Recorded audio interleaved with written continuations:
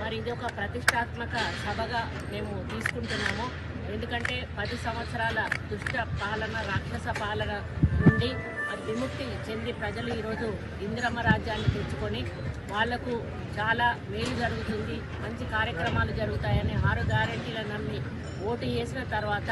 మరి 5 గ్యారెంటీలను అమలు చేస్తూ రైతులకు అండగా నిలుస్తూ ఈరోజు ఈ ప్రభుత్వం ముందుకు వెళ్తున్న సందర్భంలో మరి ఈ కార్యక్రమాన్ని చేపట్టి మేము చేసిన అభివృద్ధి, సంక్షేమము, మరి విద్యా, వైద్యానికి సంబంధించిన కార్యక్రమాలు ఏ విధంగా ప్రజలకు అందిస్తున్నాము, రాహుల్ గాంధీ గారి నాయకత్వంలో, సోనియా గాంధీ గారి నాయకత్వంలో, ప్రియాంక గాంధీ గారి నాయకత్వంలో ఆ రోజు తెలంగాణ ఎలక్షన్స్ అప్పుడు వాళ్ళు ఏవైతే డిక్లరేషన్స్ ఇచ్చారో